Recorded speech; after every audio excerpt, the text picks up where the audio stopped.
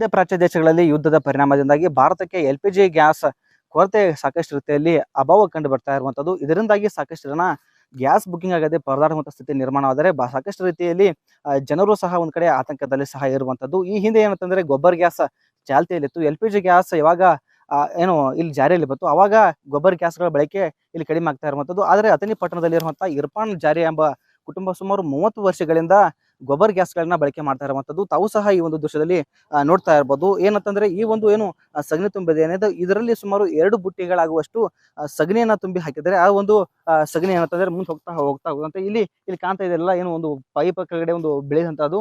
ಈ ಒಂದು ಟಾಕ್ಯದಲ್ಲಿ ಏನು ಗ್ಯಾಸ್ ತಯಾರಾಗುತ್ತೆ ಆ ಗ್ಯಾಸ್ ತಯಾರಾದಂತ ಸಗಣಿ ಗ್ಯಾಸ್‌ನಿಂದ ಆಗಿರುತ್ತೆ. ಇದಾದ ಬಳಿಕ ಸಾಕಷ್ಟು ರೀತಿಯಲ್ಲಿ ಅದು ವೇಸ್ಟೇಜ್ ಏನಿರುತ್ತೆ ಇಲ್ಲಿ ಈ ತರ ಆಗಿ ಇಲ್ಲಿ ಶೇಖರಣೆ ಆಗುತ್ತೆ. ಈ ಶೇಖರಣೆ ಆದಂತ ಸಗಣಿ ಏನಿದೆ ಇದು ಯಾವುದೇ ಕಾರಣಕ್ಕೂ ವೇಸ್ಟ್ ಆಗಲ್ಲ. ಇದನ್ನ ಜಮೀನುಗಳು ಸಹ ಇಲ್ಲಿ ಬಳಸಬಹುದು.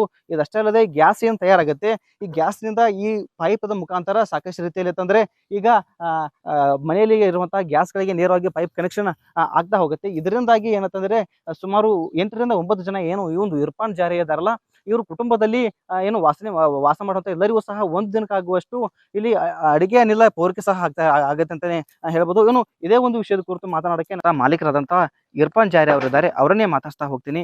ಸರ್, ಎಷ್ಟು ವರ್ಷ ಐತಿ ಗೊಬ್ಬರ ಗ್ಯಾಸ್ಗಳನ್ನ ಬಳಕೆ ಮಾಡ್ತಾ ಇದ್ರಿ? ಇದರಿಂದ ಏನೇನು ಲಾಭ ಆಗ್ತಾ ಇದೆ? ನಮ್ಮ 30 ವರ್ಷ ಆತ್ರಿ ಮಾಡ್ಲಾತಿದ್ವು. ನಮಗನಕ ಗ್ಯಾಸಿಂದ ಚಲೋ ಅನ್ಸೈತ್ರಿ ಗೊಬ್ಬರ ಗ್ಯಾಸ್.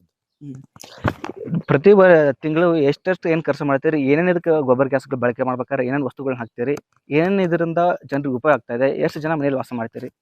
ನಾವು ಈಗ ಮನ್ಯಾಗ ಒಂದು ಅದೊಂದು HP ಗ್ಯಾಸ್ ಒಂದು ಐತ್ರಿ. ಅದನ್ನ ತಿಂಗಳಿಗೆ 1000 ರೂಪಾಯಿ ಹಾಕೋದೇನ ಇದು 3 ತಿಂಗಳು ಹೋಗ್ತೈತ್ರಿ.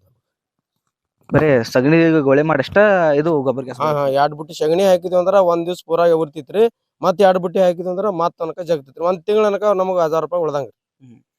ಇದರಿಂದ ಏನೇನ್ ಲಾಭ ಆಗ್ತಾ ಇದೆ ಅಂದ್ರೆ ಈಗ ಒಂದ್ ಕಡೆ ಅಮೌಂಟ್ ಉಳಿತಾಯ ಆಗ್ತದೆ, ಇನ್ನೊಂದ್ ಕಡೆ ಏನಂತಂದ್ರೆ ಗೊಬ್ಬರ ಗ್ಯಾಸ್ಗಳನ್ನ ಈಗ ಕಡಿಮೆ ಬಳಕೆ ಮಾಡ್ತಾ ಇದ್ದಾರೆ. ಇನ್ನು ಮುಂದೆ ನಾವು ಈ ಗೊಬ್ಬರ ಗ್ಯಾಸ್ಗಳನ್ನ ಮಾಡಬೇಕಂತ ಕೆಲವೊಂದು ಜನ ಏನ್ ಅನ್ಕೊಂಡಿದಾರಲ್ಲ ಅವ್ರಿಗೆ ಏನ್ ಸಲಹೆ ಏನ್ ಕೊಡ್ತೀರಂತ? ಚಲೋ ರೀ ಮಾಡಿದ್ರ ಚಲೋ ರೀ. ಮತ್ತ್ ಅಡವಿಗೆ ಇದ್ದ ಹೊಲ ಇದ್ದವ್ರಿಗೆ ಅದು ಹೆಂಡಿದು ವೇಸ್ಟ್ ಇದ್ದು ಏನ್ ಲುಸ್ಕಾನ್ ಆಗಂಗಿಲ್ರಿ. ಅಡವಿಗೆ ಹಾಕುದ್ರಿ.